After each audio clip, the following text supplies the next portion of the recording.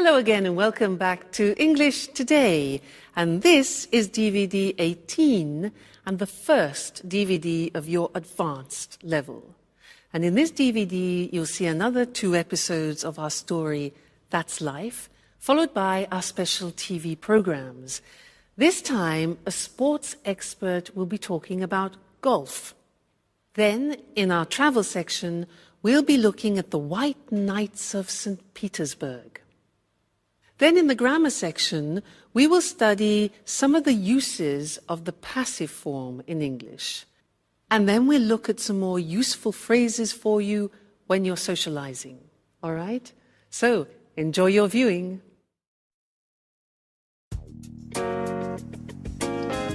Hi, Sarah. Hi, Sandra. What are you doing? We're making some sandwiches for today's drive in the country. What drive? Hasn't Paolo told you about the trip? Today he wants to take us to visit an old farmhouse in the country. It's supposed to be very beautiful, a perfect example of rural architecture. That's right. I remember now. Paolo told us it was built by some rich Italian-American, a really eccentric character, a friend of his mother's. Okay, girls. Is everything ready? We've almost finished. What a wonderful smell. They look and smell great. Keep your hands to yourself. No one's touching these delicacies now. You'll be able to taste them later when we have our picnic. Paolo, about this outing, where is the farmhouse? In the countryside, about 20 kilometers from here. And is it true that it's incredibly beautiful and that it belongs to an Italian-American? Oh, yes, but it was designed by a Dutch architect.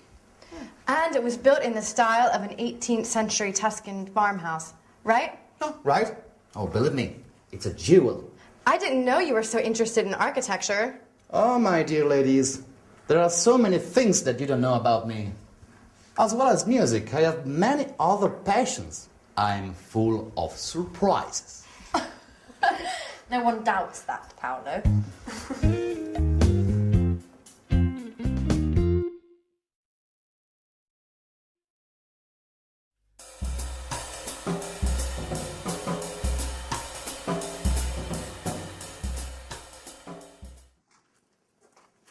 So, tell me more about this house. It's fascinating. Oh, you're right. And you have to see the garden.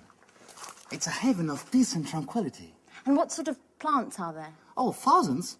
Big old trees, grapevines, olive groves, and many types of roses. And it's huge. There are 8 gardeners. Oh, really? So many? It's a lovely spot.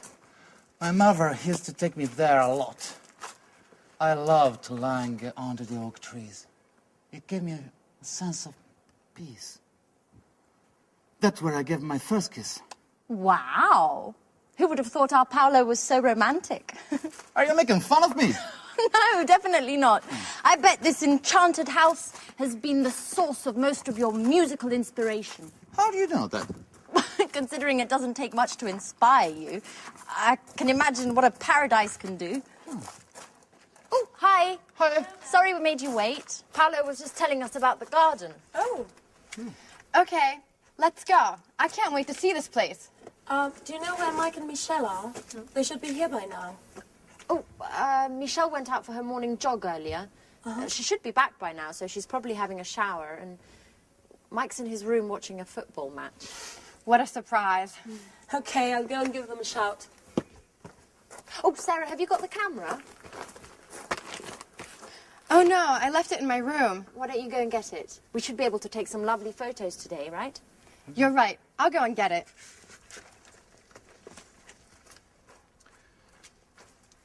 Well, it's good to see Sarah's back to her old self again, isn't it, Paolo? Oh, I knew that being all together would be good for her.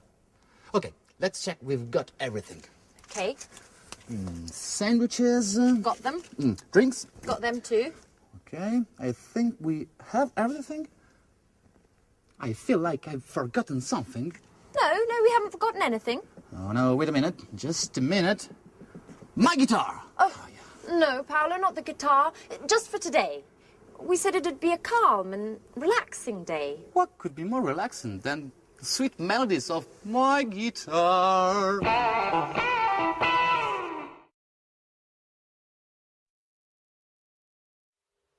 Hi again and good to see you. Now, in that last episode, they were talking about an old farmhouse in the country and describing it. And they were using some interesting language which I want to teach you now. Let me give you some examples of what they said. Sandra said that the farmhouse was built by a rich Italian American, was built by. Now that grammatical form is called the passive. We're going to study that now. But other examples. Paolo said, yes, it was designed by a Dutch architect. It was designed. He said, it is built in the style of an 18th century Tuscan farmhouse. The passive, that's what I want to look at with you now. We'll go to the screen so that you can see how the construction works. It is actually quite simple because you need to take the verb to be in the necessary tense, whether it's past, present, or future, and then you add the past participle of the main verb. Okay, so that is the grammatical form. When do we use the passive? We use the passive when it's more important the action which is happening and not the person doing it. Let me give you an example, try and make it clearer. And look at the screen now and we can combine the things. This is a magazine. Now, I want to talk about the magazine in the present. And there are various things that I can say. For example, this magazine is published in the United Kingdom. Is published, the verb to be plus the past participle. Other things that we can say about it. The articles are written by top writers. Now, notice that if you want to actually mention the people doing the object, the action, you use by. So, these articles are written by top writers, okay, top journalists. Another example, it's delivered worldwide. It's delivered worldwide. There again, we don't know by who, but it's not important in this case. It's the action which is important. So that's in the present, using the verb to be in the present form is, are. Let's move on to the past tense now and take these shoes. We can say about these shoes were made in Italy, okay? These shoes were made. Notice that the verb to be is in the past, and it's plural because it's two shoes, so not was made, but were made. These shoes were made in Italy. The other examples are they were designed by a top designer, and only a limited number were produced. All right, so the verb to be plus the past participle. Then if you think about the future, you can put the verb to be in the future, and let's think about a film that has some perspective that is going to be made in the future. Let's look at how we use that in the passive form. The film is going to be set in America. Now that's a bit more complicated. The verb to be goes into the future, but it's an intentional future. So it becomes the film is going to be set, means filmed, in Russia. It's going to be directed by Spike Lee. Now here the information Spike Lee is important, so we add by. It's going to be directed by Spike Lee, and it's going to be released next summer. Released, taken to the cinemas next summer. So that's the passive form. As you can see, if you know the verb to be very well in all the different tenses, past, present, and future. It's not difficult, and it's actually not different in English to many other languages. All right? So that's the passive. See you again next lesson. Bye.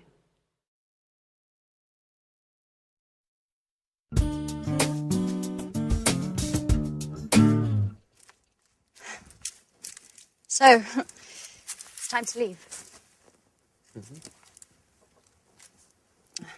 What a shame. Yeah, you're right. This week has just flown by. I've had a great time. Yeah. I hope to see everyone again.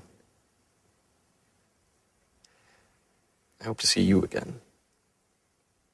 Very soon. Listen, Mike, about that, I want to clear up a few things with you. Well, a few days after we arrived, I happened to hear Paolo's song, and I knew that it was about us two. And, well, you know what I mean, right? Of course. Well, after finding out about this thing, I realized that I needed to talk to you straight away, but I didn't have the courage. We've known each other for a long time. I've always thought a lot of you. God, I don't know how to tell you this, Mike. Come on in. Don't be shy. It's not easy to say certain things. I mean, you know what it's like. Put yourself in my shoes. You don't need to tell me this. For years, I've been trying to. But maybe as we've come this far, we don't need words anymore. No, what are you doing? You've gone crazy. But I thought that you too. That I what? I was trying to tell you that I really like you and that you're a true friend. But only a true friend, nothing more. What an idiot I am. For a moment, I thought you had feelings for me. I'm sorry, Mike. I didn't want to upset you. It's just that, well, the truth is that there's someone else in my heart. I know. Don't worry. Let's pretend nothing's happened, okay? Okay. Right. Friends? Like before? Of course. But no hard feelings? Okay. Fine. I'll just go and finish packing then. Okay. I'll see you in a bit.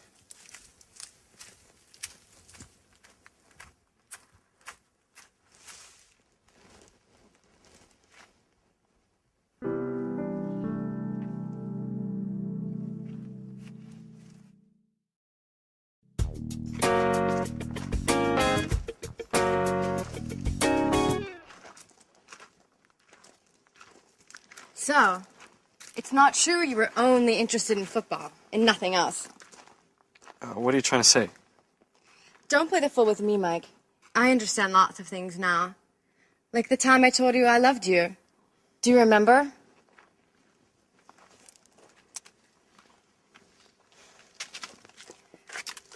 At that time, we were always together. And I thought there was more between us than just simple friendship. Come on, Sarah, not that old story again. I mean, there's no point in going over all of that again. Well, I think it's time to put a few things straight, once and for all. At that time, you told me you weren't in love with me, and that you didn't want to deceive me. I felt rejected, and thought that football was to blame. I thought that football was the only passion in your life. But now... But now what? Oh, stop it, Mike. I saw you here just now with Anne. Wait a minute, Sarah. Let me explain things. Oh, you don't need to explain. I'm not angry. In fact, you, all of you, have helped me a lot in the past few days. I'm at peace with myself again, and this is really important. And, to be honest, I'm glad to have found out the true reason for your refusal was another woman, and not football. I think of you more than any sport, Sarah.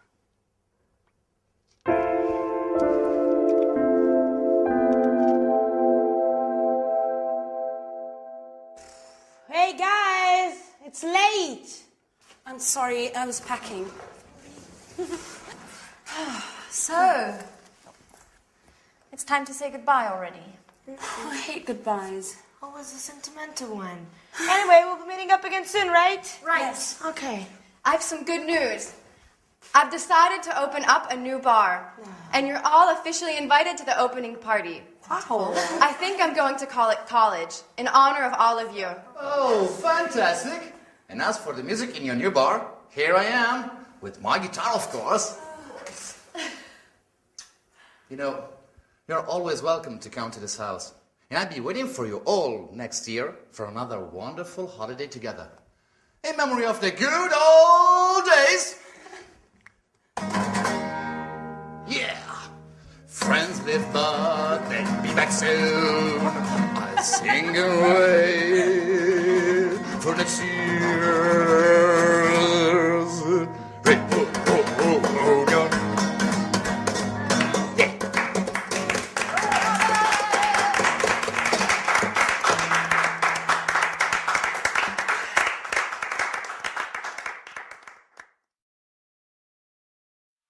Hi again. Anne said, and so it's time to leave. What a shame. Well, it's true, isn't it? It's great to have a reunion with good friends, but it's also sad to say goodbye to them. And she said, what a shame. Do you know what that means? It's like saying, what a pity. What a pity, what a shame are the same meaning. And it means that you are expressing sadness about something. And with that phrase, I want to take you into socializing again and to look at a few more phrases to help you when you're traveling around the world, socializing with English language speaking people. What a shame is an example. It's a useful form of socializing. So let's look at some examples. Imagine that you receive some good news, or a friend of yours receives some good news. What do you say to your friend when they receive good news in English? Yeah, congratulations. Or, I'm very happy for you. I'm very happy for you. Okay? If you receive the opposite, if you receive bad news, what do you say? Yeah, in English we say, I'm sorry to hear that. I'm sorry to hear that. Okay? Sorry to hear that. Or, oh, I'm so sorry. I'm so sorry. Receiving bad news. Now, imagine that people come to your house, they're visiting you, and you want to invite them to be comfortable. What can you say? Yeah, we say, do take a seat. And that's a very polite way. Do take a seat is a polite and quite formal way of inviting somebody to be comfortable. Or a nice one is, do make yourself at home. Do make yourself at home, all right? And then you could say, can I get you something to drink? You know, in England, people often, when they meet up, they drink together, whether it's beer or wine or aperitifs. So, can I get you something to drink? Good. Now, imagine that you have got a drink and you have the glass in your hand and you want to pass it to your guest. Now, what do we say when you give something to somebody? 3 words. we say, here you are. Now, when we're speaking fluently, that becomes, here you are, which sounds very strange, doesn't it? You think, what sounds Indian? Here you are. Here you are. I mean, it's one of those unusual phrases which, if you separate the words, has no meaning, but we use it when you give something to somebody else. So it's very, very, very, very, very common. Here you are. Thank you. Not at all. Here you are. All right? What about when you're in discussion and you want to agree or disagree? In English, we say, I agree with you. We don't say, I am agree with you, because many languages translate that from their own language and make a mistake with the English construction. So, I agree with you. And the negative is, I don't agree, not I am not agree. And the question is, do you agree?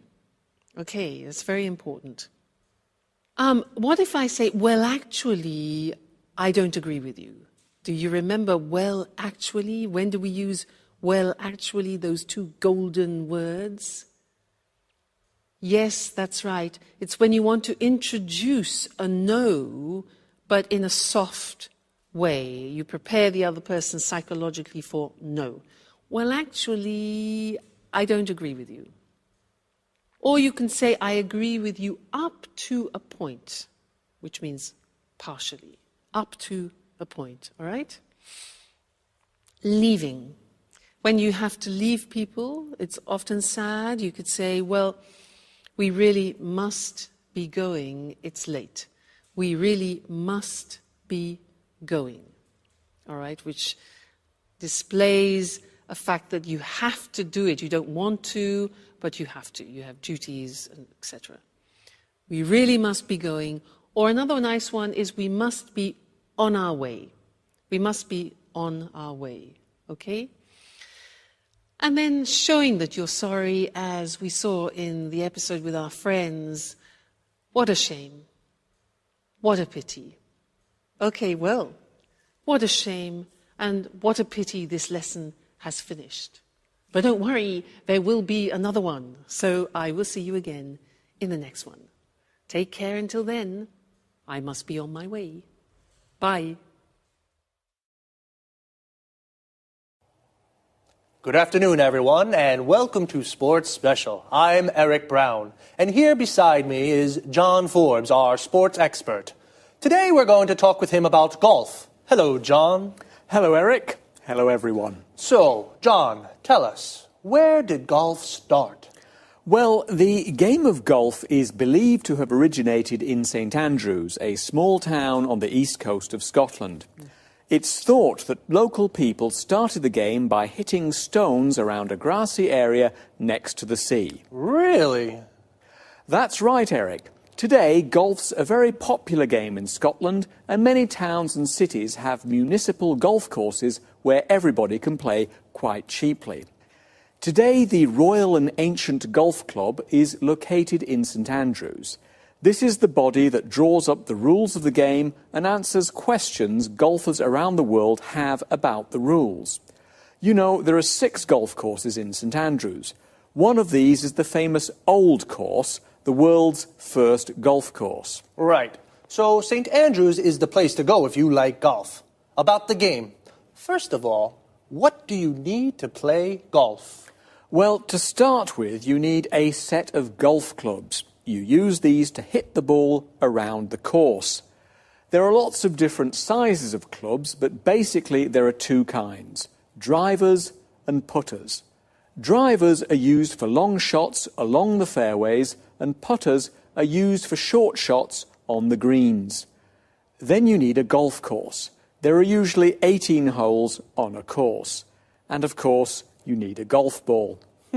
It seems easy to play golf, but how exactly do you play the game? You start each hole on the tee. From here, you use a driver to hit the ball as far as you can towards the hole. If necessary, you hit the ball again to get it onto the green. Once on the green, you use a putter to hit the ball into the hole. It's as simple as that. Well, almost. And be careful not to hit your ball into a bunker, an area of sand. It can be difficult to hit a good shot out of one of these. Don't worry, I'll be very careful. So, John, how do you keep score in the game? Well, each hole has a par, the number of shots required to put the ball into the hole. Let's say the first hole at the old course in St Andrews is par 3. If you complete the hole with 4 shots, you're 1 over par. If you complete it with 2 shots, you're 1 under par. The winner is the golfer who completes all 18 holes with the fewest shots or the most shots under par. And what happens if the golfer hits the ball into the hole with just 1 shot? This is called a hole-in-one, and it is a cause for celebration. Is it expensive to play golf? Because it looks like it's a game just for rich people. Well, golf clubs can be expensive, and you may have to pay a lot to play on a course. But you may be able to hire the clubs, and you may be able to find a municipal course that charges very little for you to play 18 holes. How popular is golf?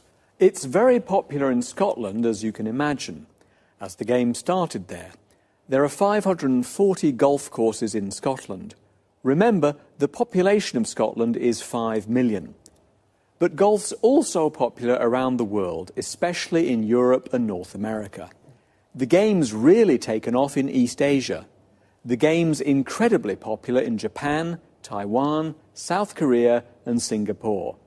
There are lots of professional golfers who take part in international golf tournaments all over the world. Well, now, we certainly know a little bit more about golf. Thank you, John. You're welcome, Eric. Goodbye. And goodbye to you, and see you again next week for another edition of Sports Special. Okay, now let's go back to the start. So where and how do you play golf? The area where you play is called a golf course. A golf course has 18 holes.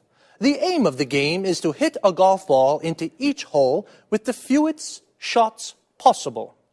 A shot is when you hit the ball.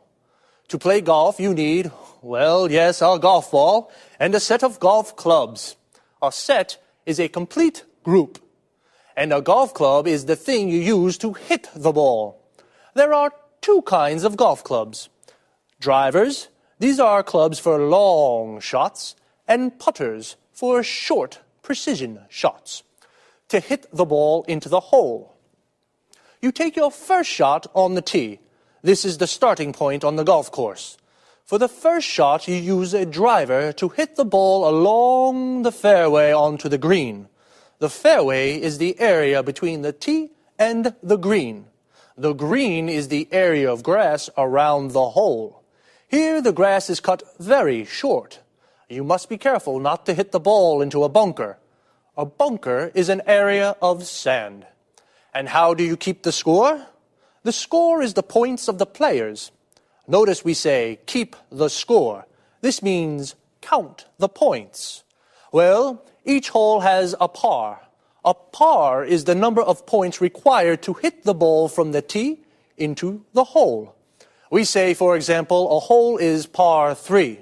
This means you have to get the ball into the hole with 3 shots. If you need 4 shots, your score is 1 over par. If you only need 2 shots, your score is 1 under par. And if you complete the hole with just 1 shot, it's called a hole-in-one. The winner is the golf player with the most under pars. Well, golf really has taken off around the world. We say something has taken off when it becomes very popular. Okay, sports lovers, that's all from me. See you next week. The home of the Tsars and the Revolution, and one of the world's greatest museums. This is St. Petersburg, a magical city that definitely won't fail to impress. I'm Lucy Ross, and this is the travel programme. Today we'll learn about Peter, as the locals call the city, with our travel expert, Christine Oteng. Hello, Lucy, and good morning, everyone. Well, St. Petersburg is beautiful at all times of the year, but it's during the white nights when darkness never falls that the city really is at its best. Would you agree, Christine? Yes, definitely. As you'd expect, these long evenings occur in midsummer, particularly during the last 10 days of June. During this period, St. Petersburg really is a fun place to be. The sun barely sets, it's still light even at midnight, and the city overflows with festivities to celebrate the longest days of the year. Are there any special events? Of course, during these evenings, it's possible to watch some of the world's best opera and listen to some of the best classical orchestras. Mind you, it's not all highbrow culture. Locals often stay out celebrating all night. There's also a White Nights Dance Festival, with events ranging from folk through to ballet. So, it's possible to see the famous Kirov Dance Company?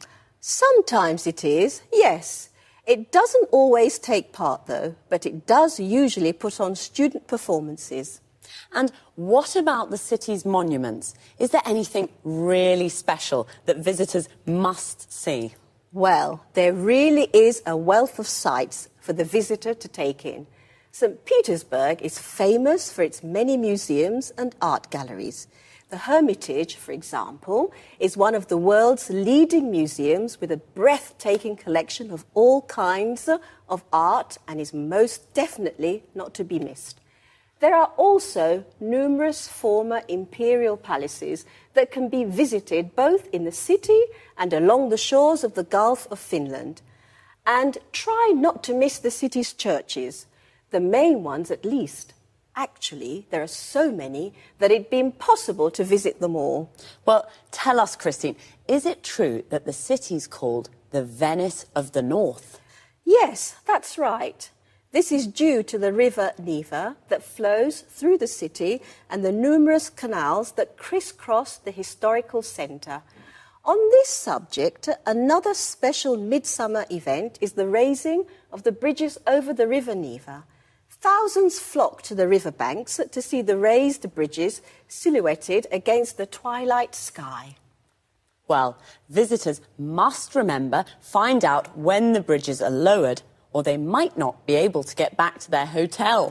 That's right. If that happened, they'd just have to stay out celebrating until dawn. Well, that doesn't sound too bad. And the food? I've heard the food's not very good. Is that true? Well, let's say it's not the place to go for a food trip. But if you like a drink now and again, this is the right place for you. Russians love vodka, and they love inviting their friends to drink with them. And Russians can be disarmingly generous and hospitable. But be careful. The vodka's easy to drink, but don't overdo it, or you'll feel it the next morning. Did you hear that? The vodka is good, but don't drink too much. And do enjoy St. Petersburg, a truly fascinating city to visit. Thanks, Christine. Goodbye. See you again soon to discover more interesting places with the travel programme. So, St. Petersburg is at its best in midsummer. Midsummer is the middle of the summer. We say something is at its best when it's in its best condition. The city is at its best because in midsummer the sun barely sets. When the sun sets, it goes down. The moment when the sun sets is called sunset or dusk. The sun barely sets means it almost doesn't set, so it stays light all night. So sunset is when the sun goes down. When it comes up in the morning, it's called sunrise. It's the moment that the sun rises. This time of the day is also called dawn. So, St. Petersburg is a fun place to be in summer. It's a fun place to be means it's amusing to be there because there are lots of things to do. You can go to the opera or a classical concert. Mind you, it's not all highbrow culture. Highbrow culture is classical culture, like opera, Shakespeare, Dante. We use the expression mind you to introduce a contrast with something that's just been said. The locals stay out celebrating all night.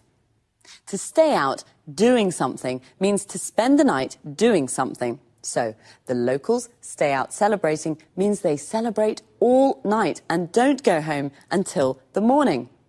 There's a dance festival too. The Kirov Dance Company doesn't always take part. To take part in something means to participate. Notice we say take part in something. So, the Kirov Dance Company doesn't always take part in the festival, but it puts on student performances. To put on something means to organise something. And remember, it's not the place to go for a food trip, a holiday based around trying the local cuisine. But it is the place to go for the vodka and all-night celebrating. So, bye for now. See you next week.